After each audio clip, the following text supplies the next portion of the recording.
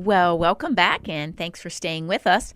So we've talked about some lawn repair or lawn installations in the first half of the show. And now we're going to talk about some of the other issues. First off, about landscape plants that might not have made it through the winter. This was a really tough winter on a lot of plants. Several people has been into the garden center with the question or calling in with a question about their ivy didn't make it through the winter. We've been spoiled with a couple nice winters, and the regular Boston ivy that we have outside in our landscape beds.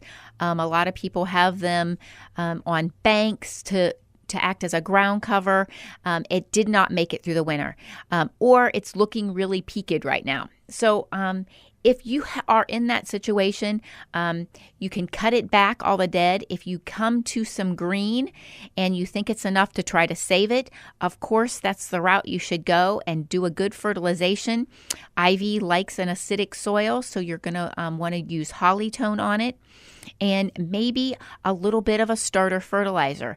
Get some additional root growth in there. So using something with some more phosphorus is really going to help take hold.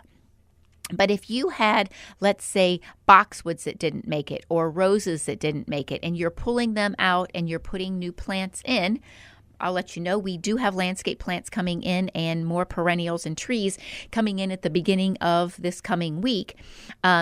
But when you're tearing those things out and debating on and deciding on what you're going to put back in, remember that you want to make your landscape look professionally done if you are doing it yourself. So don't get too scattered. You know, if you have, let's say, Weigelia in an area and you were pulling out Weigelia and the ones on this side died over the winter and you're thinking, oh, they must not be hardy here, don't go throwing in a rhododendron.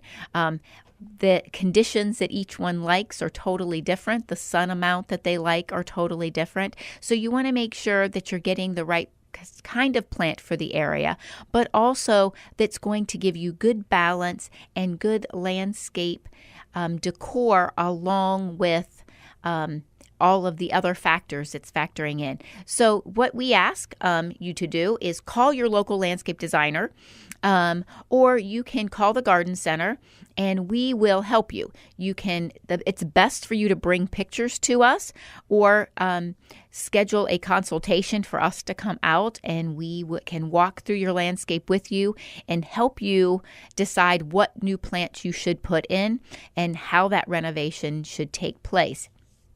But if you don't have that kind of time and you can't wait until the 1st of June when I have time to leave the store again, bring your photos in and we can help you decide what's going to be best for your areas and so that it looks like it was professionally done even though you're going to be doing the work yourself. So that will help you. But remember that you want to make sure that you do that. And also, if it's a plant that you put in maybe 2 years ago and it lasted through 2 nice winters, but this winter it didn't, that's when you might want to think about, oh, maybe we should go with some different plant because if we have another hard winter, these plants might not be as hardy as we thought for our area. Some plants just need a little bit more protection. If you live in an open area where it gets a lot of the northwest wind, some plants just cannot handle that. So you might want to go a different route and decide what's going to be best for you. Now, the next thing is mulch. And there is a lot of debate on mulch. People are calling in right now. So do you think it's too early to mulch? Should I be mulching now? And you know, it's totally a personal preference when you want to start mulching and when you should mulch and what color of mulch and how much mulch you should use. So here's a couple tips from me that I like to follow after doing this and being in this industry for 34 years now. I really have a couple things that I like to stick to. I don't like to mulch too early. I think mulching back in February when we had some 50-degree days, I think that was extremely silly. And most of the mulch that was put down at that time after all of the rain and the snow that we had in March and April, that mulch looks like it needs to be redone already. So I'm one that doesn't think you should mulch until mid-May.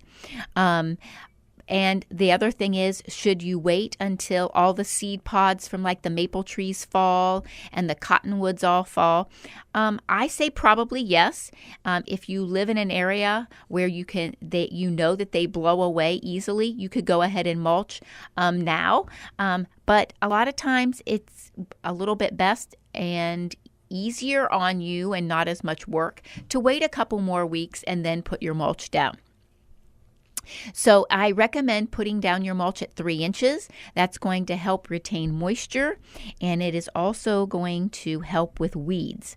And that's one of the biggest reasons that we all mulch is because of the weeds that we have to battle with. So if you want to know how much mulch you should have, measure the length of your beds, multiply that by the width of your beds, or an average thereof, and then multiply it by the 3 inches. And after you do that multiplication, you divide that answer by 27, and that's going to convert it into cubic yards because that's how mulch is sold by the cubic yard. And then you're going to know how much mulch you need. You don't get too much, you don't get too little. You have the right amount to mulch all of your beds. Now, if you have problems with the math part, which it's nothing to be ashamed of, I've been doing it a long time, so it's easy for me.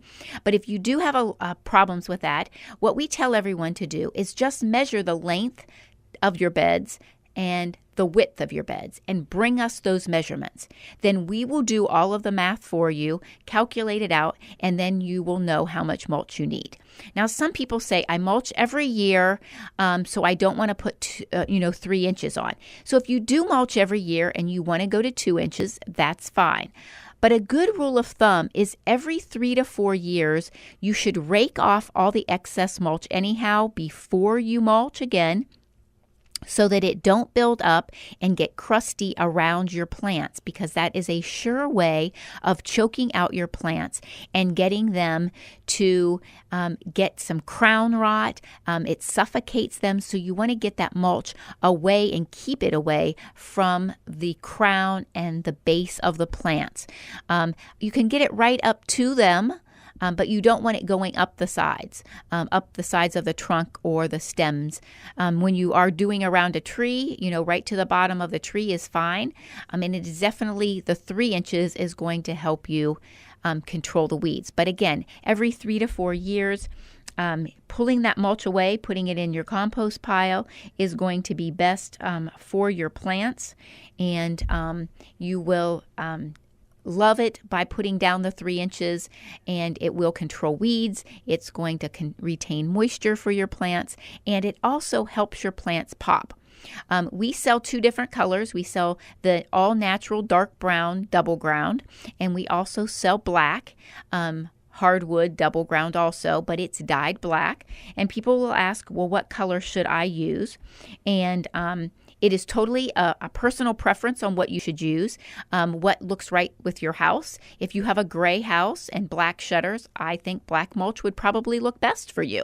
But if you have a tan house or a taupe house or where a white house that you accent in those colors or yellows, I think brown mulch looks best. The places that I think that you should always use the all natural dark brown and not a dyed mulch is anywhere where you have edibles. You surely don't want to put a dyed mulch in those areas if you are an organic person.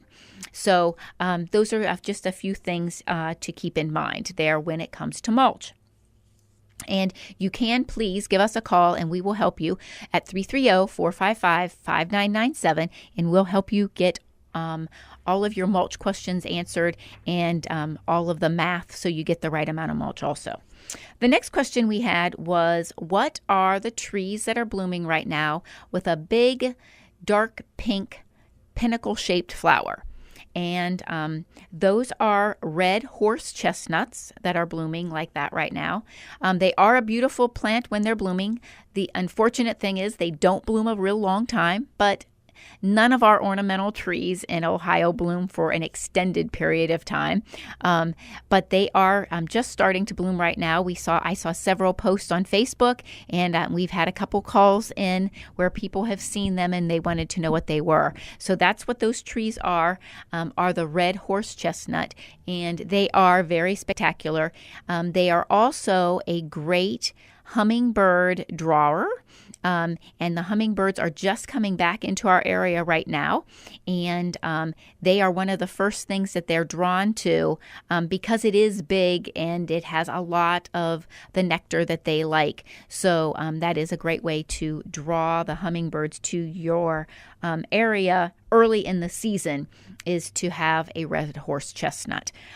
They are actually quite beautiful. The last thing I have been seeing, and a couple people has come in with this question, was a lot of dandelions popped up because we didn't get our pre-emergent on early enough and the dandelions germinated, and now we have dandelions going to seed. So if your dandelions, they're not being mowed down, or the neighbor's dandelions, or the dandelions across the road in a field along the road are all blooming and they go to seed and they're blowing around, then definitely those seeds are all going to germinate and come up. So you can, again, apply corn gluten meal if you want to, another application, and at least stop those ones from germinating. We have noticed that there are a lot of dandelions out just all over. On my way here, I saw some. Thursday, I saw some while I was driving to a client's house. A lot of dandelions at seed stage, not just a yellow pretty flower. They have gone to seed, and a good gust of wind is going to blow those seed pods all over your yard. To stop those from germinating, a corn gluten meal application will stop them from germinating. So it's one of those things that you might want to think about, even though we're past that period of time where you would put down your pre-emergents normally. With those going to seed head, that will stop that, and it will really help you be able to control those dandelions for you. Well, we do have, like I said earlier in the show, a new shipment of perennials, shrubs, and trees coming in the first of next week. Hopefully Monday or Tuesday. And so if you are looking for something specific that we have run out of, like knockout roses or clematis, that we ran out of over Mother's Day weekend, please stop in or give us a call next week so we can let you know what day they did come in. We always wait on the trucking company to let us know what date they're going to be coming in. And we want to invite all of the customers that used to shop at other garden centers that have closed. For example, Rice's, they closed their retail.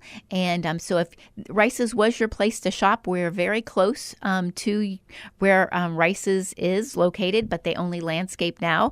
And great landscaping company. So if you need some very intricate landscape work done, Rice's is a great place to call, but they have closed their retail service. So if you need mulch or need shrubbery, and that was your go-to place before we invite you to come over to see us, at 5828 Columbus Road, right there on the corner of Columbus Road and Broadway.